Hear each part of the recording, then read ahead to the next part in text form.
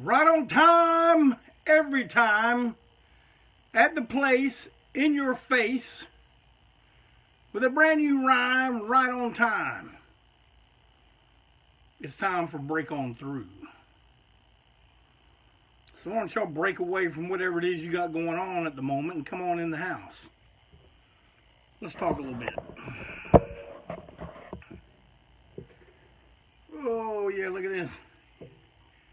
You know what that means? Blowfly. Blowfly is what we're going to talk about today. Oh yeah. Man, I hate summer. I hate it. I hate it. I hate summer. You know how there are people that, like to get on your ass about not wearing masks, or people that get on your ass about wearing masks. There's also people that gripe about the weather. But you know what? I am going to complain about these North and South Carolina summers for the rest of my life. Can you dig it?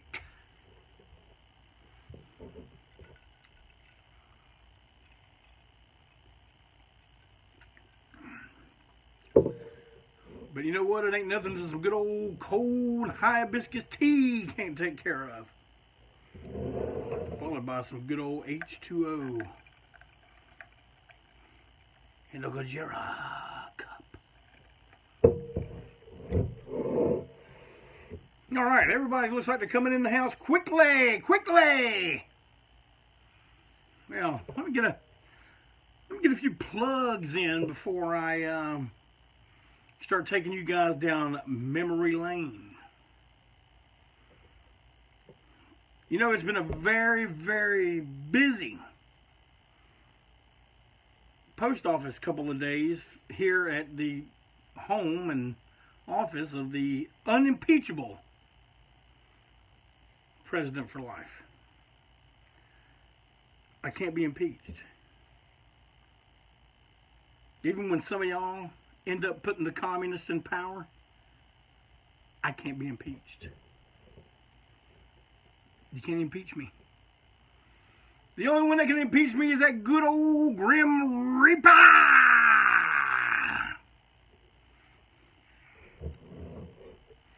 Last night I did a podcast. Juice Pro Wrestling. Really good. Guy knows how to. This guy knew how to do an interview that would make me talk. Some people do interviews and it doesn't make me want to talk. It just makes me want to hurry up and finish,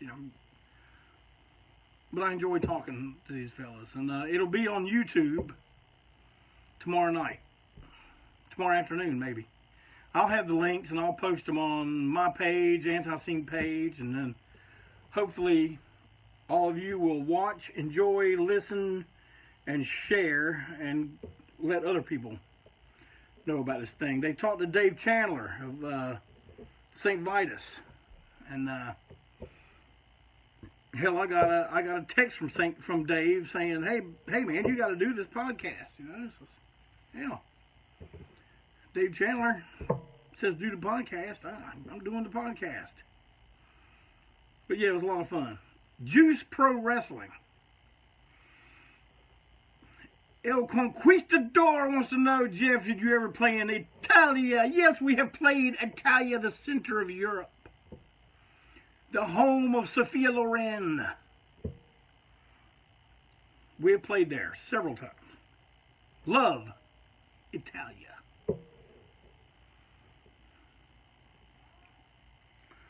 All right, well, first of all, this isn't stuff for sale. This is me leading you some places. Got some buddies over there at Blood Orange Records. Do y'all know what that is? Blood Orange Records? They're doing the old Gigi material with the jabbers. Man, look look at this good stuff. This is all the stuff that used to come out on Black and Blue. Much better covers, don't you think? I always thought Black and Blue really suffered in the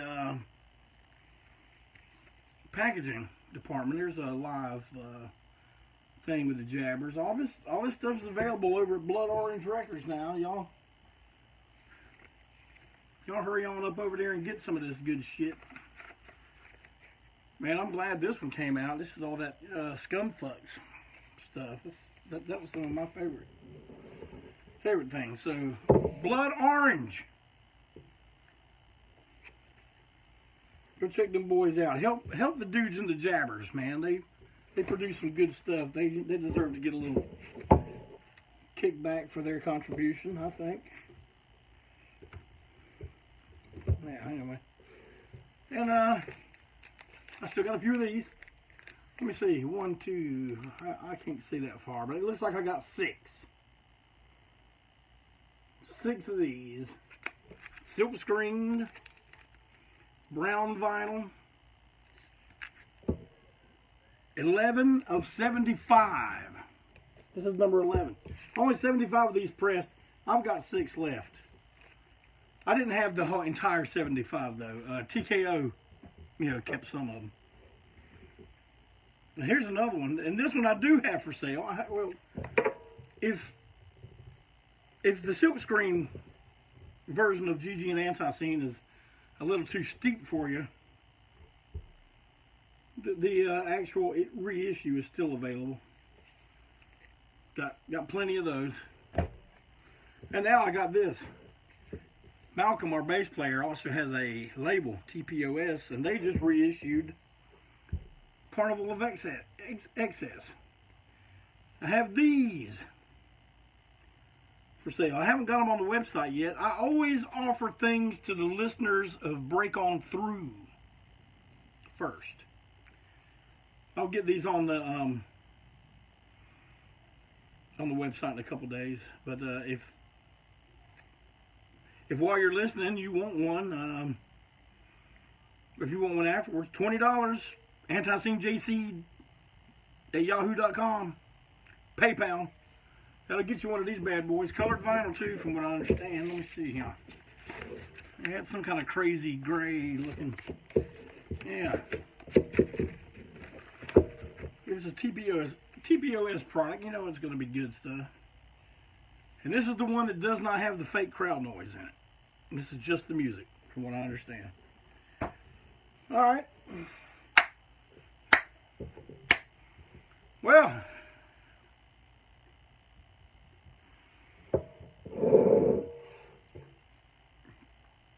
I got this shirt made because I was once the cracker blowfly. Now, whoa. Don't call the PC police. I said cracker. That's making fun of white guys. Southern white guys, more directly. So we all know that is perfectly fine to do in today's society. So, can't get me on that one. That was not a gotcha moment for those of you who are watching, waiting for when old JC gives you a gotcha. And you can claim how you were so hurt.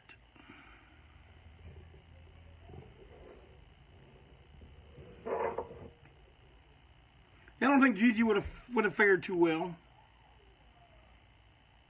in this environment. I'll tell you someone else who may not have fared too well. That's my main mang, Clarence Reed, aka Blowfly.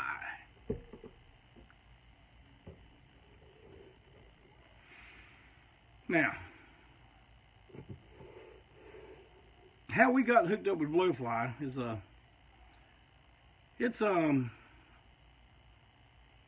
don't know that it's a very exciting story, but once we got hooked up, now that's where the excitement begins. So I'm going to try to buzz on through this a little fast, okay? we know a guy from down in Miami, Florida, named Tom Bowker. We have known Tom most of the time the band's been together. We've known him so long, I don't even remember when the first time. I'm kind of glad he's not on here today, because he's one of these guys that he would comment like 15,000 times on this thing. You guys wouldn't even get a chance. He'd be like, you know. But when he was visiting us down here or up here from Miami, we turned him on to Rudy Ray Moore, Dolomite. And you know how when you get into certain things that you just kind of, if you like it and you want to find out more and all, you know, it kind of leads you naturally into other things that are either similar or influenced it or were influenced by it. That's how we all discovered Blowfly. Blowfly is Clarence Reed. Clarence Reed was a songwriter down in Miami, and he wrote a lot of songs for the artists that were on TK Records down there. And one of the biggest songs, most of you have probably heard it on the radio, like on, oldies radio now, I guess, but it's called The Cleanup Woman. The Cleanup Woman is a woman who gets all the love we girls leave behind. You know that one. Clarence wrote that. He wrote one for Gwen McCrae, Rocking Chair. He wrote for her husband, George McCrae, like all that. One of the first big hits that Casey and the Sunshine Band had, which I guess was Get Down Tonight. Clarence Reed. Oh, yeah. Well, he would use the studio bands working for TK, and while the artist, was resting or taking a break or whatever, he'd get these guys to play, standard covers, and he'd put dirty lyrics over them. Shitting at the dock of the bay. Stuff like that. Really funny stuff. And then, he was also credited as on having the very first rap record in 1969, I think.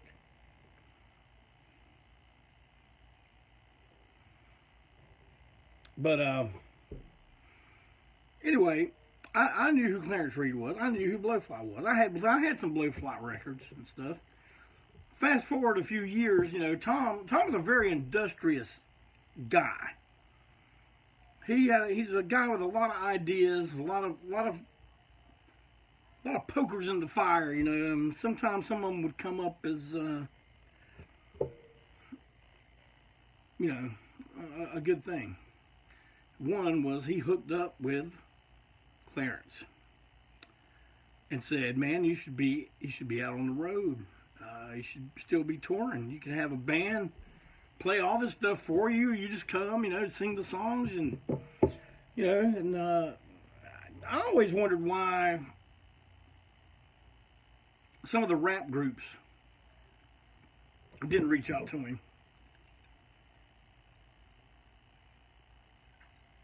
They certainly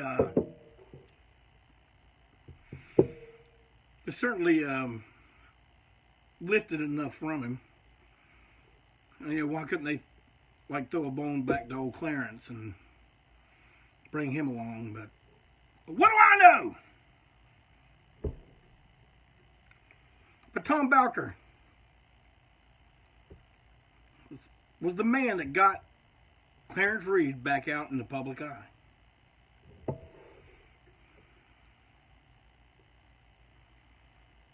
And he called me and told me this, you know, and I'm just like, you got to be kidding.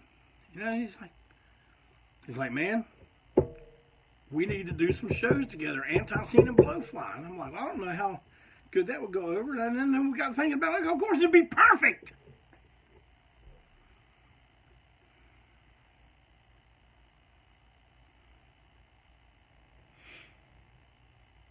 We went down to Miami and played. And it was perfect.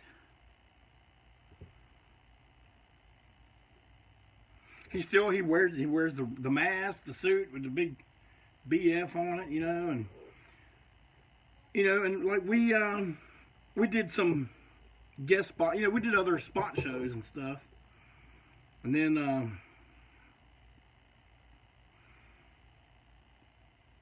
at one show, well, no, I'm getting ahead of myself, okay? But Tom Bowker is the one that said, man, let's tour the West Coast, ANTiSEEN and Blowfly. This was with the Joe, Doug, Greg, and myself lineup. So we went to the West Coast, man. And all the shows were good. And at one point in the Blowfly show, I didn't do it every night, but like the bigger ones, I would. And I did it at one here in Charlotte. I went on wearing this shirt, but it was long sleeve then. And I got to wear the Blowfly mask. Not a Blowfly mask. The Blowfly mask. With a purple cape. I still got the purple cape somewhere. And I would go on as Cracker Blowfly. You know, we'd rib on each other and stuff. Eventually I'd get sent off the stage. But Clarence was a really, he could be a grumpy guy, but I like that. I thought I let him have it. I sure didn't get in his way, you know. But the one thing I was looking forward to on the tour we did of the West Coast, I was hoping to get the time to kind of sit with him and pick his brain. I wanted to talk about working with Betty Wright and Gwen McCrae and stuff like that. You know, I wanted to know more about all that. But it was Tom that came up with the great tour name, Black Trash plus White Trash, that was us, equals Gray Trash. The Gray Trash Tour. Genius. Genius! That was so genius, I'm surprised I didn't come up with it. Well, we started, I'm thinking we started in LA. And I think the next night was San Diego. That was a crazy, good show. And we went to San Francisco where we played with Hammerlock and us and Blowfly with Hammerlock. That was show number 3. Remember what I told y'all about the third show curse? The curse was in full effect. I'm going out there to sing, man, and my voice isn't doing that. And I can't get. So Greg and Doug had to go on double duties with singing. There is a video of that on YouTube. It's ANTiSEEN at Bottom of the Hill. We did the song "Fuck the Kids." I really like that version because Greg and Doug singing the choruses. Greg's doing the "Fuck the Kids" like that. It sounds really good. But man, we started moving up the West Coast, and to be honest with you, I don't know all the shows. I mean, I'll tell you why here in a minute, because, man, as it turns out, I caught bronchitis. That's one of the things that happens to me fairly often, and has done a lot of damage to when I had all that lung problem about last year, when I thought I was going to have to retire.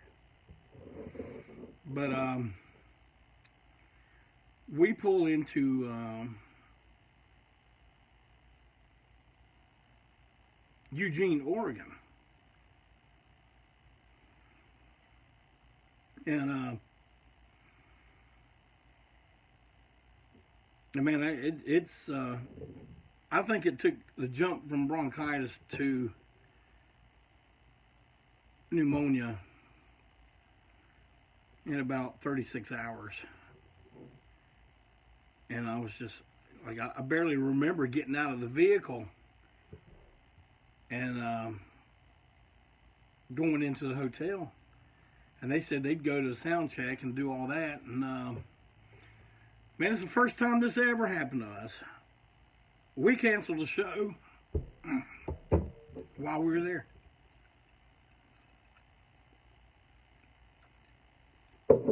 Our merch guy at the time, Captain Carl, he come back to the hotel room and he said he couldn't get me up. He couldn't get me awake. So my brother, they've already got merchandise set up. They're selling it, you know, there's people there. My brother comes back with the vehicle and says, "Yeah, get up, get up, get up," you know, taking me, shaking me. He's like, "Come on, we're going to the hospital." I went to the hospital, and sure enough, I had pneumonia. Pneumonia! That's spelled with a P.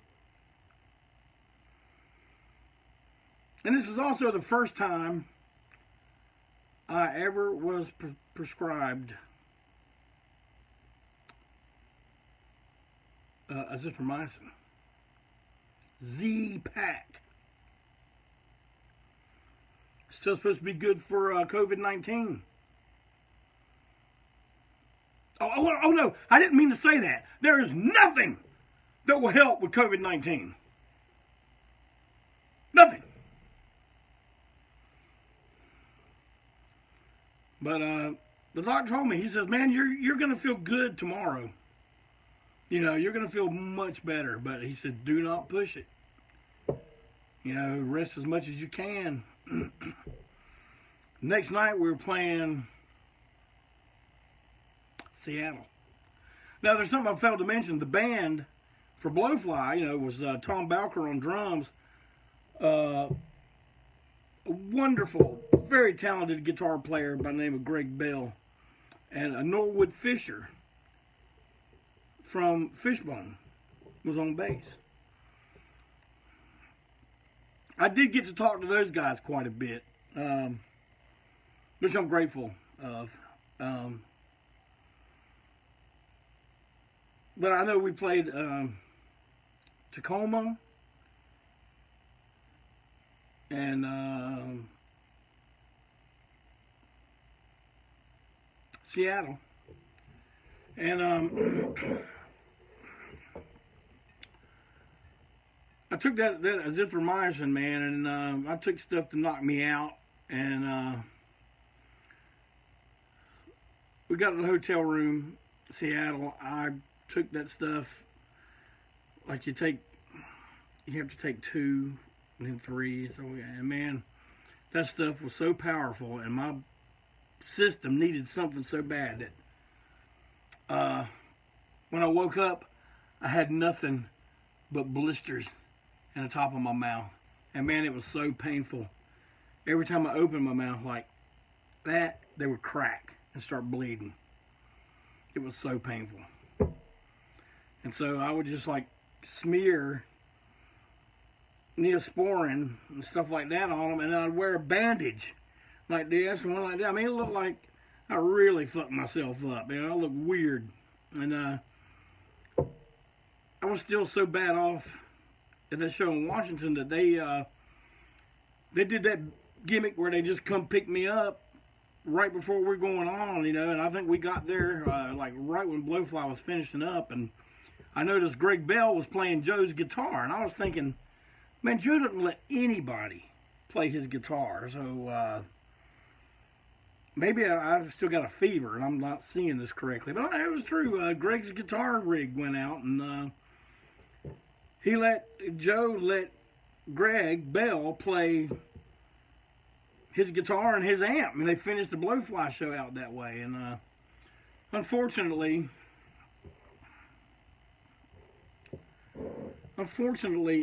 Greg Bell is no longer with us. So if y'all got a drink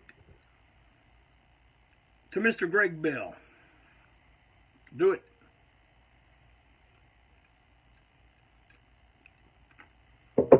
We did the show, and I don't know how good we were. I doubt we were. We weren't on full throttle. I mean, I was doing all I could do. I mean, the fact that I even made it was a miracle. But some egghead wrote a review on stage about how boring we were and all this stuff. I'm just like, man, what the fuck ever.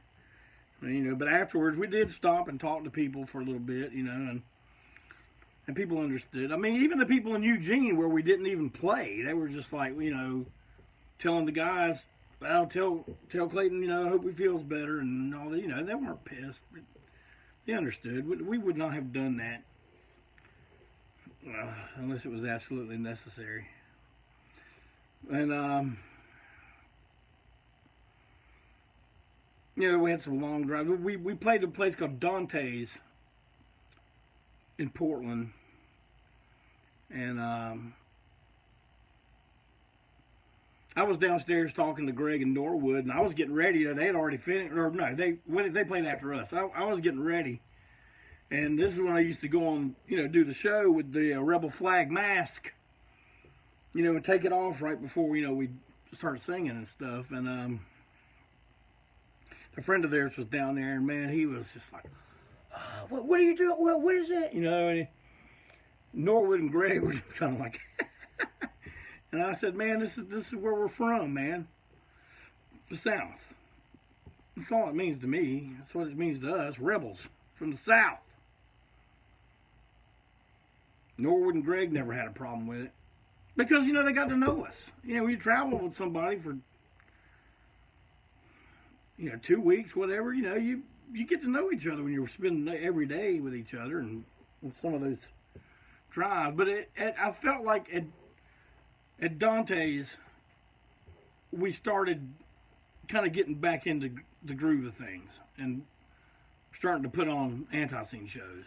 You know, not ANTiSEEN with a singer at death's door here. So, I mean, I by no means felt 100%, but it was better than feeling 15% like I did in a couple of those. But I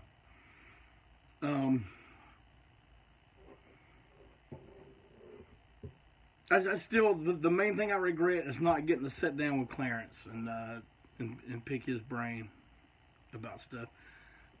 We had all kind of funny stuff. Man, if any of you get to see that documentary, The Weird World of Blowfly, you'll get to see Joe volunteered to drive their van. So Joe was driving them, and we had a van, or maybe I was in a car. I don't remember. I think I was in a car. I didn't drive none,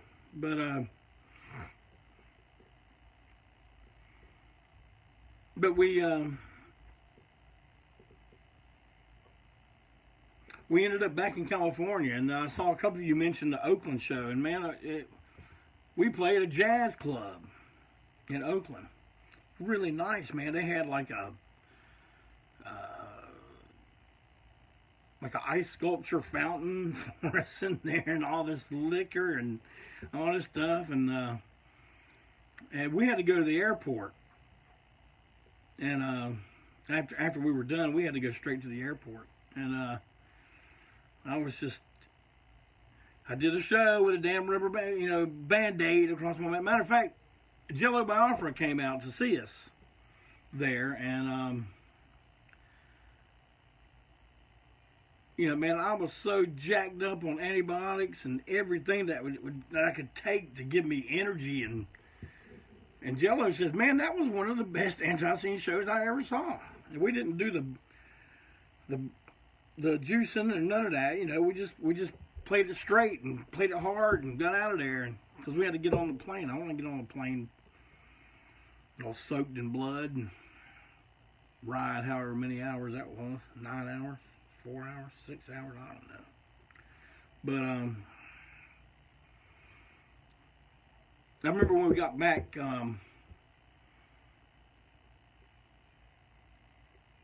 we took a connecting flight somewhere to get back to the Carolinas, and keep in mind my state here. I'm still really weak. I've done something to my foot, and I'm kind of hobbling. I look like death warmed over. Well, we're flying Delta. I hate Delta. And man, our flights were just bumped right up to, and like these guys were running to the gate. And man, I couldn't run. There's no way I could have ran. So the guy that was traveling with us and filmed the shows, dude named Sam Boswell, he points over to the wheelchair. He says, hey man, look at there. And I said, get it. He got it, put me in it, and man, he's running with me in a wheelchair to the airport. We finally get to the gate, and my brother is arguing with the attendants out there, because, I mean, as soon as I got there, they slammed it, they shut the door. They were not going to let us on the plane. And my brother goes, this is so funny, he points at me and he goes, my brother's in a wheelchair. And man, somebody, some higher up in the airport, or the airline hierarchy, comes up and asks what the problem is. Man, Greg's hitting the door, hitting it as hard as he can like this. And finally, that guy tells that woman, you better open this door and let these people on. Because she was like, sorry, plane's getting ready to go, hoss. You ain't getting on. Man, we got on. I don't remember much more about it. I was probably in and out of consciousness throughout that whole trip. But I know I didn't tell you a whole lot about Blowfly, because I'm telling you this is from my perspective. I wish, one of the other guys, Joe may have written a tour diary or something, but do get that movie if you ever get a chance to see it, or find it streaming somewhere. The Weird World of Blowfly. It's really good. It was really, really great to get to know Greg and Norwood. And the last time I saw Fishbone, Norwood puts his arm around me and says, when are we going to do Fishbone and ANTiSEEN tour? I'm like, God almighty. Man, I'm going to tell you, I told him, what year was this? Let me think about that for a minute. 2008? Man, I wish I had one of the posters from the tour up. I meant to do that. See if any of y'all wanted some. I still got silk screen posters from that tour. Big. Got a picture of me and Clarence on them in our gimmicks. But I didn't. I forgot. But 2008, John Bowman confirmed. 2008. And so... Now I lost my train of thought. What the hell was I even saying?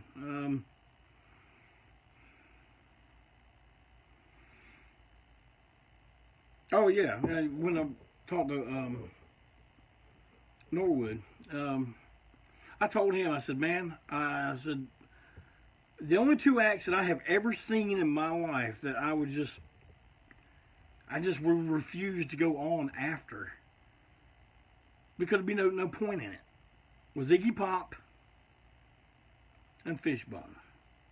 Boy, Norwood laughed at that. He goes, yeah, we kind of like to turn it up, you know. I was like, man, every time I've seen you guys, it's just like, man, there shouldn't anybody else even play. The show ought to just be over now. Fantastic live band. But yeah, Norwood wore an ANTiSEEN shirt in their documentary. Yep. But there was every time Clarence ever saw me, he would come up to me and say, me and you need to do a duet. I said, oh yeah, Clarence? Keep in mind, there was about maybe a 10-year period in there, 8-year period where we were associated, you know, with Tom and Blowfly, and he would say this to me every single time he saw me. Now, it's very un-PC, so I can't say it on here, because it would get me kicked off of Facebook. Let me see if I can do a censored version, because I would hate to cause pain to anyone. But Clarence would say,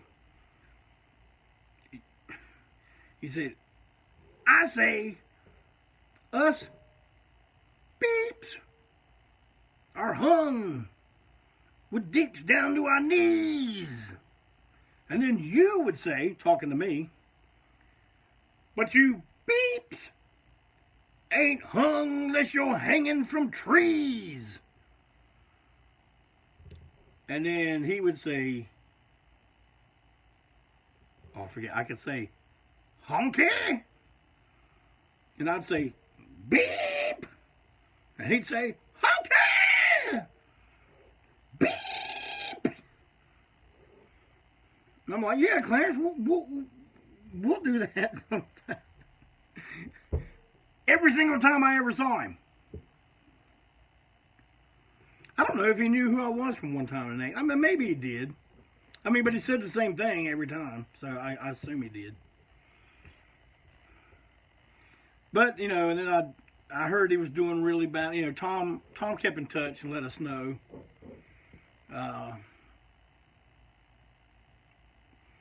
But he was doing pretty bad, man. And I'm gonna tell you something. He got a really shitty fucking deal, man. I don't care if these guys, you know, like,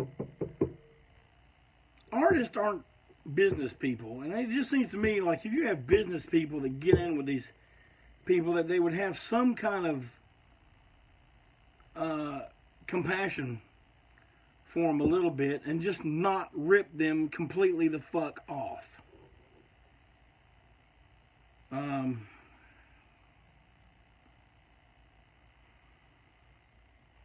But that's being idealistic. He got ripped off really bad. You know, there was a commercial for Verizon Wireless. Beyonce was in the commercial, and the tune used in it that Beyonce was dancing and singing to was a Betty Wright song called Girls Can't Do What the Guys Do. And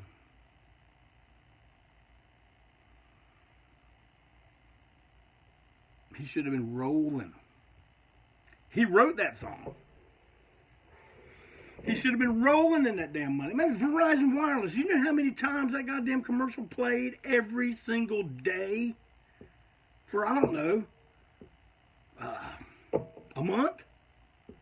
6 weeks?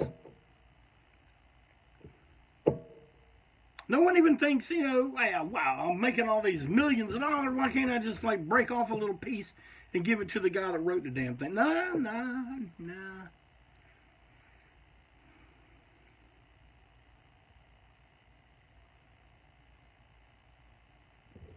There's this dude named Henry Stone or something like that. He's a guy. He pretty much ripped off all those damn artists in Miami, and like you can see, like, damn, I should have been better prepared to show you guys. I don't think I have one because I refused to buy anything that had Henry Stone's name on it. He puts his picture. He's just a guy. He's a guy, but his picture is on the front of the fucking record. Henry Stone presents Gwen McCrae. The best of Gwen McCrae. The best of Betty Wright. Fuck him.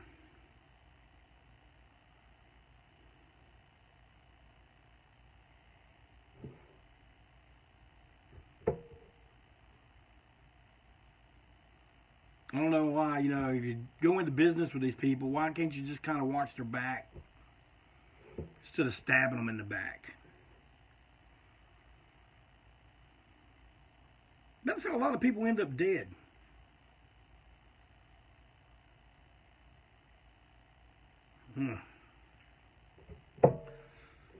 Well, Tom then told me, you know, that Clarence was just doing really bad health-wise, and then one day, of course, he called me up, and there he texted me and told me he died. Man,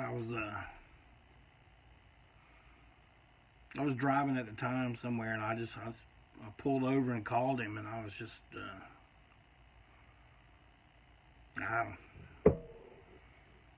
it hit me hard, but he's got a really nice gravestone, something very fitting for him, and you know, and all I'll say is I feel very privileged to have had the opportunity to spend time with him. You know, that's one of them people that were in our orbit that allowed us in theirs. That's the way I see it. I don't see it as, you know, we just like helped each other pull audiences or whatever, but he allowed us to be in there with him. And very grateful. If you guys ever get a chance to get any old Blowfly, you can find old Blowfly records, you know. They're not very plentiful. But if you ever find one, regardless of what shape it's in, pick it up. You ain't going to see it everywhere. But man, if you want to hear some really good old Southern style 70s R&B and soul music, get some 70s stuff by Gwen McCrae, George McCrae, Betty Wright, especially Betty Wright, man. On most of those albums, it says, you know, C. Reed. Clarence Reed that's his real name. He's got some Clarence Reed records out too. A few of those have been reissued. And you can find them fairly easy. Matter of fact, if you go to my man Jimmy Repo Records, hell, you can call Jimmy Repo and say, you got any Clarence Reed? You got any Blowfly? You know, mail it to me. Do that. Jimmy carries good shit. He knows the importance of carrying something by Clarence Reed.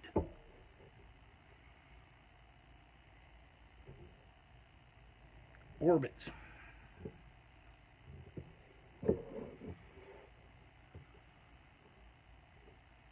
Yeah, Jimmy got that big ass Stooges box. Some of y'all need to take your paycheck down there and go get you that, boy. Oh, yeah.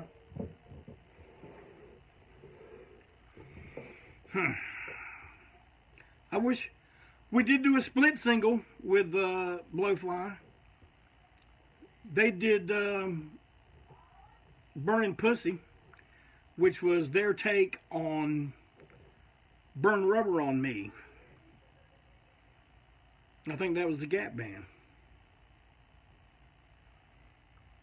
And we did Destructo Cock, which was an ANTiSEEN song covered by Blowfly, covered by ANTiSEEN. How's that? A cover covered by to do a cover. I don't think that one's readily available either. Maybe I should reissue that. Oh yeah, reissues.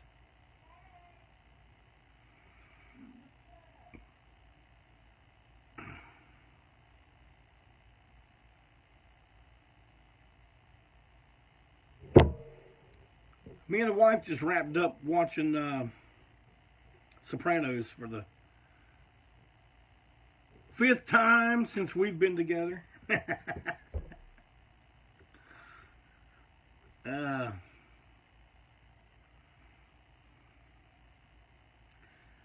But 2 nights ago, we started watching an old HBO show called Vinyl. Martin Scorsese and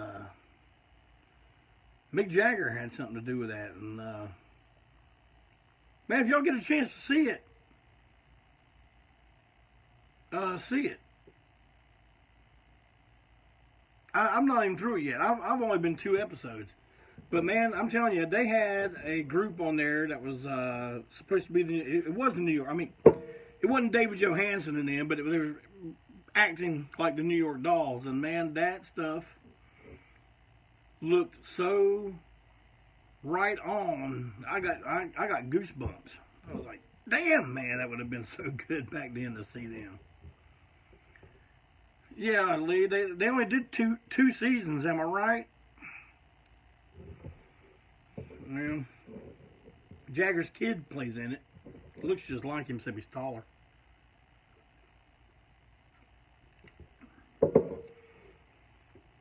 Like I said, I'm only 2 episodes into it, but who do y'all think the Nasty Bits were kind of based on? Do you think it was the Sex Pistols? Or maybe do you think it was Richard Hell and the Voidoids? I don't know. Sex Pistols weren't even, American bands, so I don't know. Dead Boys? You think they were based on the Dead Boys? That's a possibility. Do they even mention CBGBs in this show? I haven't, like I said, I've only been 2 episodes. But, well, got through that pretty quick.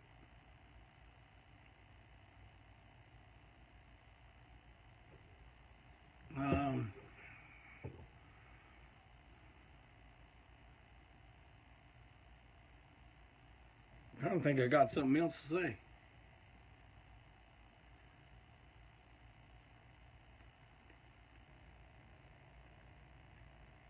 No, dude, I can't read that. Max's, I don't remember CB. Okay. Anyway, I'll answer a few questions. And then I'm on down the road.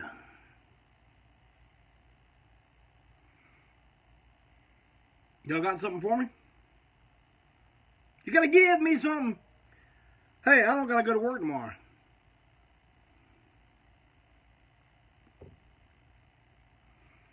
I have not seen a Jane County character in the show yet, Mark. Oh yeah, I've seen The Wire.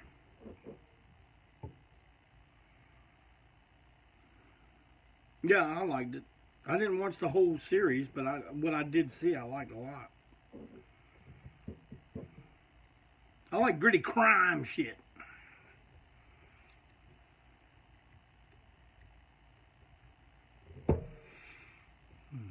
I'll wait for some questions, and then, yeah, I got to work tomorrow. Sunday, I cut down a shitload of trees in my yard. Now my good pal Steve Wenzel's going to come tomorrow and help me chop them all up, get them dispersed where they got to go. Let's see. There were some questions.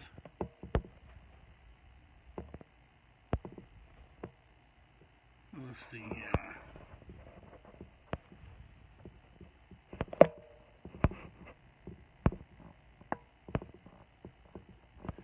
Pat wants to know what my opinion on Sopranos finale was. I don't know, I guess I was like everybody, man. When I was watched it for the first time, I was like, what the fuck? Is that a mistake? I don't know. The guy that wrote it said it didn't mean that Tony was killed or died, but everyone seems to think that's what it represented. I don't know. I don't know.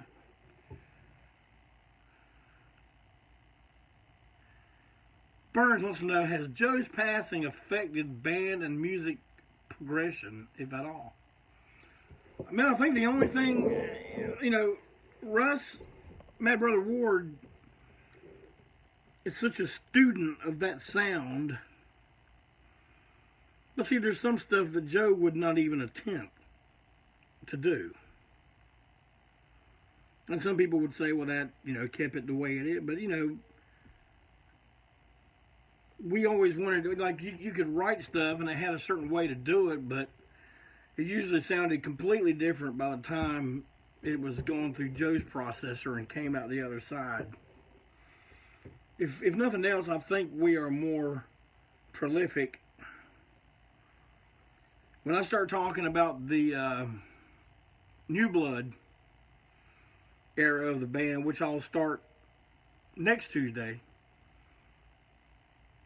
unfortunately, you'll be hearing about how, I don't know, things kind of got onto a decline.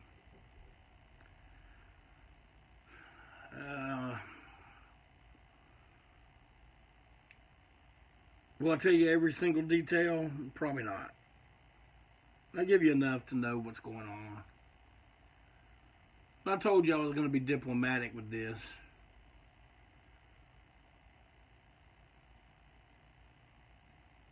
Try my best to not show anyone in a bad light if I can help it. But let's see.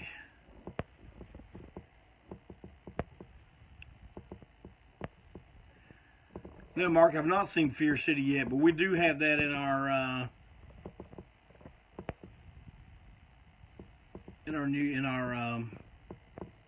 group of stuff to watch. All right, 2 people asking new ANTiSEEN. Man, we're starting to work on it.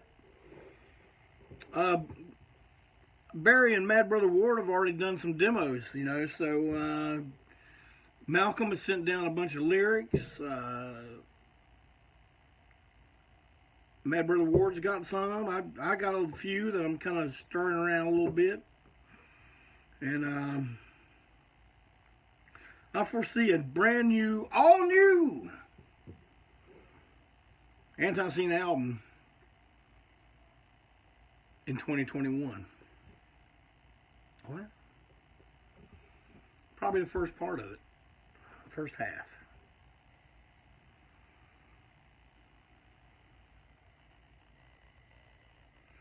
I got some more of those old overruns coming, but I'm going to tell you, these I'll probably only have for like a few days, man, because they're not plentiful. We're talking like 14, 11, something like that of them pressed.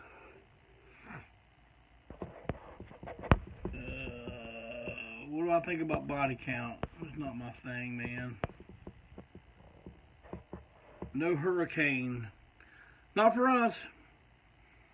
I think a little bit of the coast got hit. I don't know. Did it actually turn into a hurricane? Last I heard, it was still a tropical storm. But I hope everybody that did get affected by it is okay. How are things down there in Wilmington, Eric? You all right? I guess you are, because you're sitting here watching break on through. Hey, Patricia. Yeah, we're doing good. What's the funniest reaction I've ever gotten after asking a celebrity to sign something for me? Man, I asked Poison Ivy to sign one of my washboards, and she signed it like signing a washboard. It's like what's the big deal? What, you never signed a washboard before? No kind of reaction.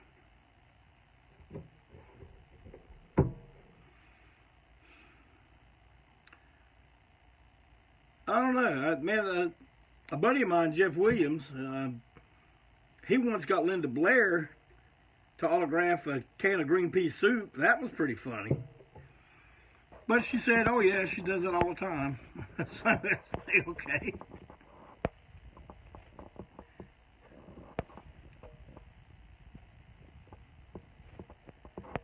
What you got there, Lee?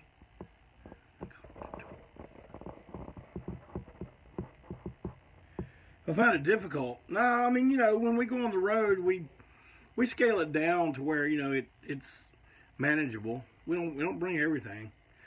I'm kind of trying to get through what I've got now before. I mean, I'm not doing a new T-shirt until I go through some of the ones I got now.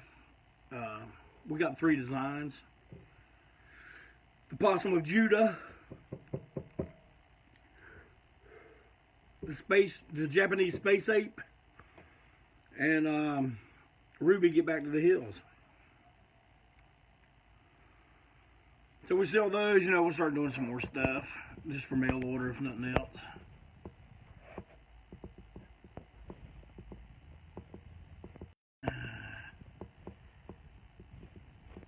Let's see what we got.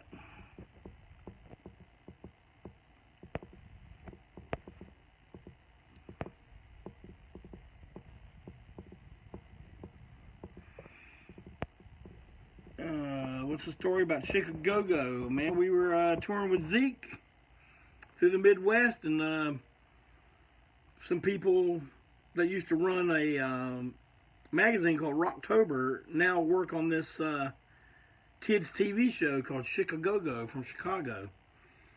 And they asked us to be on it. They used to write about us all the time, when they were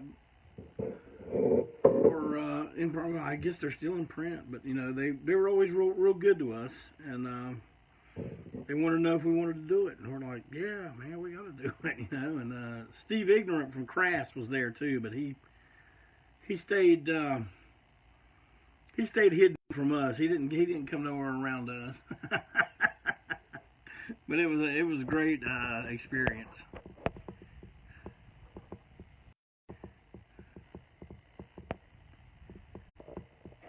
Am I still there? It said it's trying to reconnect. Let's see. It's still trying to reconnect. The new stuff with Malcolm is going to be really good, and we got the 10-inch from with Us and Before I Hang coming out, and we just approved the final artwork for that. Hey y'all, Mrs. Clayton is in here. She wants to know how much longer so she knows when to put the salmon in the oven. Well, I'll tell you what. I'm going to get me some salmon right now. Can you dig it? Whatever you say. Whatever you do. There's going to be that time when you got to break on through.